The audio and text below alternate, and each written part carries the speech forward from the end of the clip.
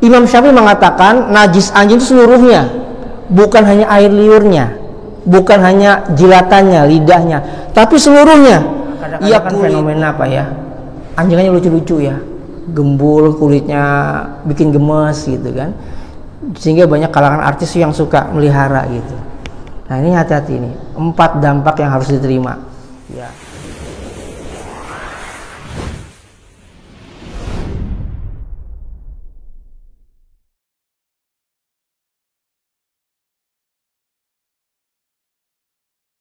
Ada dampak yang diterima ketika seorang memelihara anjing. Apa dampak yang pertama? Iya, hilang pahalanya. Hilang pahalanya, Pak. Ini bisa berdampak menghilangkan pahala. Yang kedua, dampak orang yang melihara anjing akan terkena najis berat. Najis itu terbagi menjadi berapa? Secara garis besar terbagi menjadi berapa? 3 ya.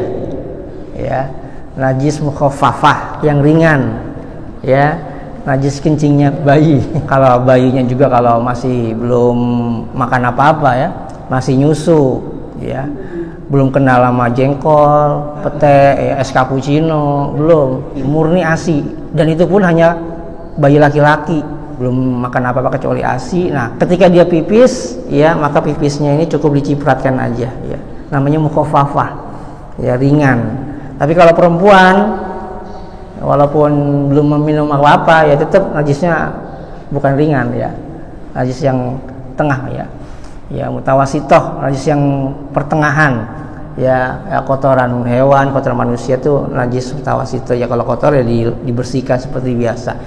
Yang ketiga najis mughaladhah, berat. Nah ini anjing ini termasuk najis berat. Najis berat itu apa? Ya ini Nabi SAW dalam hadis riwayat Muslim, dari sahabat Abu Hurairah radhiyallahu an, beliau bersabda, Rasulullah SAW bersabda, tahuru ina'i ahadikum idza walagha fihil kalbu ayyaghsilahu 7 marrat. Sucinya tempat kalian ketika dijilat anjing, ya.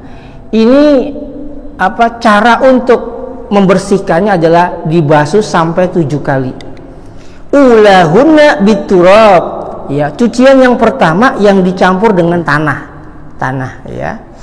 Nah ini saking besarnya dampak orang yang melihara anjing ketika terkena najisnya, ya, najis anjing itu yang paling berat itu dari lidah, air liurnya. Nah ini kalau sampai jilatin tempat, apalagi minum di tempat, itu cara membersihkan nggak cuma sekedar nuangin air hilang begitu, nggak cuma sekedar kasih sabun kemudian dicuci lagi dibilas hilang, nggak cukup itu. Sampai berapa kali?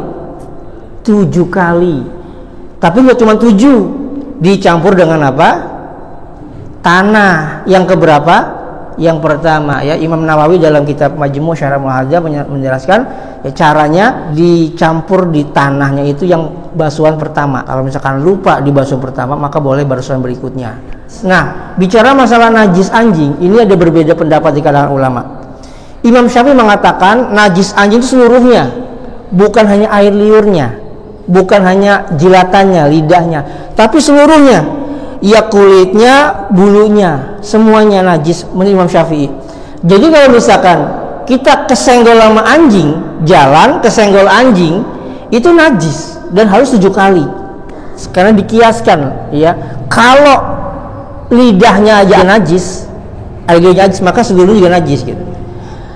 Nah, yang kedua pendapatnya Imam Malik justru sebaliknya. Imam Malik mengatakan anjing itu nggak najis, gitu, secara mutlak. Ya, yang ketiga pendapatnya Imam Abu Hanifah dan sebagai pendapatnya Imam Ambali mengatakan anjing yang najis itu cuman air liurnya. Tuhur ina'i ahadikum, ya, sucinya tempat ketika anjing menjilat, berarti jilat itu pakai lidah. Ya, Nabi berpesan jilatannya ini yang najis, sedangkan apa namanya tubuhnya, kulitnya, bulunya ini kalau misalkan basah dia najis, tapi kalau kering enggak. Kalau kesentuh sama kulitnya anjing kering, kulitnya kita kering, celana kita kering, kesentuh, ini pendapatnya Abu Hanifah dan sebagai pendapat Imam Hambali ini nggak najis. Yang najis kalau misalkan salah satunya basah, kan nempel, ada yang nempel kan. Nah ini mereka mengatakan najis seperti itu. Apa sih? Sampai 7 kali, bukan sekedar itu, sampai dicampur dengan tanah. Apa hikmahnya? Iya, para ulama mengatakan salah satunya Syekh Abu Bakar bin Muhammad Al-Husaini rahimahullah dalam kitabnya Kifayatul Akhyar, dia mengatakan al-amru bi ghasli sab'an innama kana yanfirahum an wakilahil kilab. Ya, perintah membersihkan najis anjing dengan cara dicuci 7 kali tujuannya adalah supaya menjauhkan masyarakat dari berbaur dengan anjing. Nabi memberikan sebuah statement bahwa ya kalau kita pertama melihara anjing pahalanya hilang 1 kilo setiap hari, segede gunung, bayangin. Yang kedua, potensinya akan gampang terkena najis, luar biasa, repot Pak. Sentuh 7 kali basuh, sentuh lagi 7 kali basuh, repot. Ya mendingan dihindari aja. Nah, terkena dampak buruk dari liur anjing. Tadi disampaikan kenapa sih anjing itu sampai-sampai Nabi berpesan kalau bisa terkena air liur anjing, jilatan anjing dibasuh berapa kali? 7. Yang pertama dicampur apa? Tanah. Ya, para ahli medis sudah meneliti ternyata dalam air liur anjing ini banyak sekali bakteri, banyak sekali virus. Dan ternyata Pak, virusnya ini nggak bisa hilang walaupun dicuci 7 kali pakai sabun. Hilangnya hanya dengan tanah. Kan ternyata tanah mengandung zat yang untuk menghilangkan bakteri ada di tanah. Ini luar biasa. Nabi bukan dokter, tapi Nabi tahu yang diucapkan sesuai dengan kesehatan manusia. Karena yang diucapkan oleh Nabi adalah wa ma yantiqu 'anil hawa in huwa illa wahyu yuha. Ya. Jadi yang diucapkan Nabi itu wahyu, enggak sembarangan nafsu yang diucapkan. Sudah ada ketentuan, ya, ada wahyu dari Allah.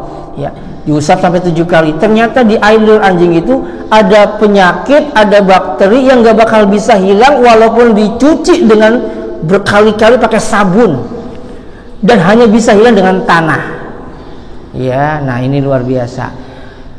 Ada seorang profesor dari Belgia namanya Profesor Cornelis. Ya, ini meneliti ternyata anjing itu punya bakteri yang namanya Capnocytophaga. Ini sangat berbahaya. Baik buat anjing, tapi bahaya buat manusia. Ya, anjing kalau dia luka, dia dijilatin sama dia. Itu bisa mengurangi dampaknya karena dia punya zat untuk mematikan bakteri. Tapi ketika sampai ke manusia ini jadi bahaya. Di Austria ada seorang pria yang tangannya luka, ya. Kemudian dia suruh anjingnya untuk menjilati. Ya, pikir dia biar mengurangi rasa sakit gitu. Disuruh jilatin. Ternyata gara-gara itu dia menjadi kejang-kejang, ya. Akhirnya dia mati. Jadi orang yang melihara anjing dampaknya luar biasa berat, ya. Mendingan daripada melihara anjing melihara anak, ya, yatim. Wah, pahalanya gede. Yang keempat, kalau orang melihara anjing, malaikat rahmat tidak masuk ke rumahnya. Ini hadisnya mungkin kita sudah maklum, sudah sering dengar dari Abu Thalhah radhiyallahu anhu. Nabi sallallahu alaihi wasallam bersabda, ya, la tadkhulul malaikatu baitan fihi kalbun wala surah. Malaikat tidak akan masuk rumah yang di dalamnya ada anjing maupun gambar atau patung. Ya, dalam hadis riwayat Imam Muslim disebutkan malaikat Jibril mau turun menemui Nabi, ya, mungkin untuk membawakan wahyu dan sebagainya. Tapi sampai waktu yang telah ditentukan kok nggak datang Jibril. Malaikat Jibril mana gitu, nggak ada datang gitu. Sampai ditunggu sampai lama, ternyata beliau sadar bahwa di bawah tempat tidur beliau itu ada anjing. Akhirnya dia bertanya kepada Aisyah radhiyallahu an, ini sejak kapan anjing ini ada di rumah gitu. Aisyah pun nggak tahu ya. Akhirnya Nabi mengusir. Begitu anjingnya diusir, ya, karena di zaman Nabi itu anjing itu sering berkeliaran ya, sampai masuk ke rumah-rumah gitu. Begitu diusir oleh Nabi, ya, nggak lama malaikat Jibril turun. Akhirnya kan nanya gitu, kok lama banget gitu. lama banget, macet apa di atas gitu. Kata malaikat Jibril, ya karena di rumahmu ada anjing, saya nggak bisa masuk. Jadi malaikat rahmat itu malaikat yang tugasnya, kata para ulama, mendoakan pengampunan buat kita. Ya, kalau ada anjing, siapapun yang melihara anjing, malaikat nggak bisa masuk. Yang nggak bisa masuk malaikat rahmat yang biasa mendoakan pengampunan buat kita, yang membawa kebaikan, bawa rizki dan sebagainya. Ya, nah bukan malaikat maut. Kalau malaikat maut datang aja tetap ya. Mulai anjing, mulai kebo, mati aja tetap. Dan jangan ada patung, patung-patung ya, gambar-gambar, ini hindari. Nah, ini 4 dampak yang kita terima bagi orang yang melihara anjing.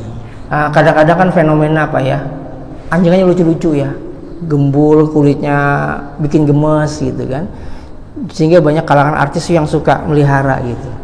Nah, ini hati-hati nih, 4 dampak yang harus diterima. Ya, hilang pahalanya setiap hari 1 kirot, ya. Kemudian kekena najis, harus capek-capek bolak-balik nyuci, ya. Kemudian yang ketiga, ya jilatan lidahnya itu bahaya, untuk kesehatan manusia itu sangat bahaya. Yang keempat, malaikat rahmat tidak masuk ke rumahnya.